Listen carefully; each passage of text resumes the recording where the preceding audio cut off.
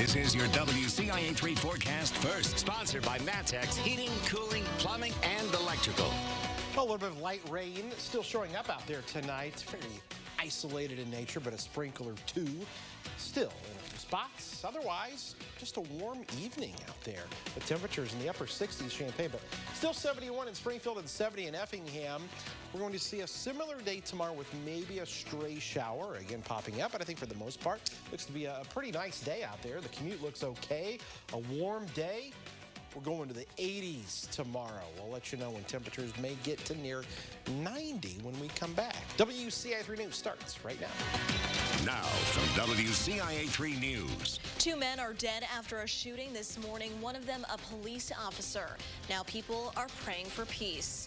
And that fallen officer was known by many throughout central Illinois communities, how they're remembering him tonight. And Democrats are redrawing political maps, but they're not the only ones spending money on it. What both sides of the aisle are costing you.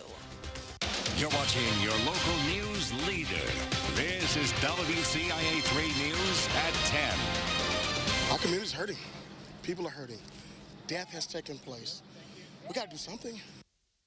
People are looking for answers after a shooting that killed 2 people, including a police officer. Good evening, I'm Jessica Coons. Tonight, investigators are looking at video, collecting evidence, and interviewing witnesses after a deadly exchange of gunfire in Champaign. 24-year-old Darion Lafayette died at the scene. Champaign police officer Chris Oberheim died at the hospital. Another officer was also hurt. Their name has not been released, but police said they were in stable condition this afternoon. This whole scene unfolded overnight. Champaign police were called to a domestic disturbance at Town Center Apartments off of North Neal.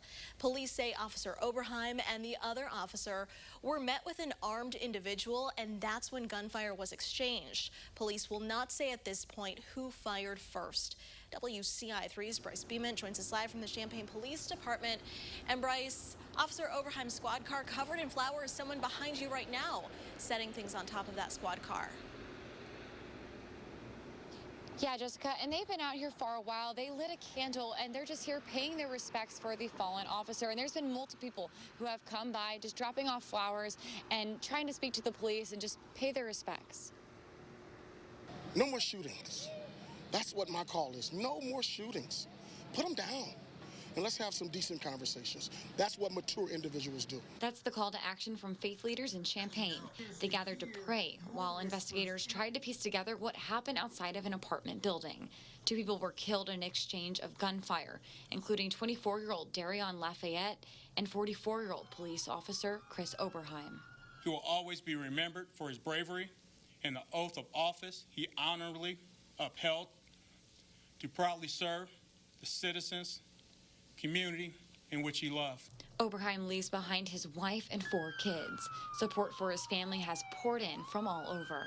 As a community, we wrap our arms around his family and his co-workers and his fellow officers at CPD. People in Champaign are heartbroken over what happened. It's a tragedy for our Blue Lives Matters as well. We want that well known that we are praying for the police officers as well. This tragedy comes on the heels of rising gun violence in Champaign. She says it needs to stop. She's afraid for her safety and for her kids. It makes me emotional to think about our children out here, shots being fired, unsafe, fearful. And that's why people of all backgrounds gathered to pray for peace. God, when we lay our head down on our pillow, God, may you do business with us. It's a pandemic just like the coronavirus and how they fought the coronavirus. We have to fight this pandemic too. While they hope their message is heard, families and friends are grieving the loss of their loved ones. All members of the Champaign Police Department are mourning the passing of our close friend and colleague, a beloved husband and father. State police are in charge of the shooting investigation. In Champaign, I'm Bryce Beeman reporting. All right, Bryce, thank you. We are expecting more details to come from that investigation in the coming days. In the meantime, Officer Oberheim will be the third officer in Champaign's history to have his name added to the Champaign Police Memorial. The last time an officer died on duty was in 1967. Robert Tapman was shot during a traffic stop. Sergeant Thomas Dodsworth was the first officer killed in the line of duty. He died in 1913 while trying to help the police chief arrest two bootlegging suspects and was shot whilst trying to save the chief's life. Oberheim served with Decatur Police for 7 years before joining Champaign's department. Decatur Chief Jim Getz sent a statement thanking the fallen officer for his service. Oberheim's brother is currently with Decatur Police. Getz says this day was incredibly hard. He's known Oberheim for years, recognizing him as a friend and dedicated father. He was a lot of fun. He was a really good baseball player as a youth and in high school, and you know, I got to know him working third shift for several years, 7 years to be a matter of fact. I know I've heard stories of him going on no sleep and going to coach's daughters wherever they were. So really committed to them and the other girls that were on the team. And Oberheim graduated from the former Stephen Decatur High School. He lived in Piatt County and, as you heard, coached traveling softball for Monticello schools. 3 of his children still go there. People who knew Oberheim say he was devoted to both his family and job.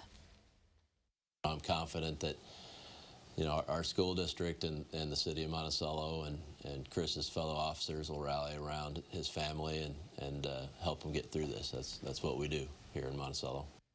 Friends described Oberheim as selfless and always ready to help others. Now, reactions to his death have been coming in from all over the country. 12-year-old Zachariah with Running for Heroes plans to run a mile in Officer Oberheim's honor tomorrow in Central Florida. He runs a mile for fallen officers and first responders across the country. Support also came from the State House floor this morning in the State Senate. Mohammed Chapin Rose, who's a friend of one of the officers hurt today, asked for a moment of silence after he addressed the Senate. Both of these men displayed the courage and selfless sacrifice that defines our brave men and women in blue. Please join me in praying for Chris's family, the successful recovery of my friend who was wounded, and to keep all of our men and women in blue safe. An emotional moment there on the floor. To get the latest update on this story and, of course, others, you can download our WCIA 3 News app right now. It's a nice chunk of change for one assistant coach. What one man on Brad Underwood's staff is getting paid. Plus, political maps cost a lot of money to redraw. How much both parties are spending. All right, Kevin, in the coming days, we've got summer-like temperatures. Summer-like, yeah. We had spring-like today, and then starting tomorrow, teetering on the edge of that into summer, and by the weekend, definitely summer. Our highs were actually right on the mark today. That's our Flooring America Bratcher weather camera. Let's go ahead and throw on the almanac, though. 75 and 75, right on the money, but we're about to go way above that number. Take a look at this when we come back. Temperatures nearing 90. We'll talk about that when more storms return to the forecast coming up.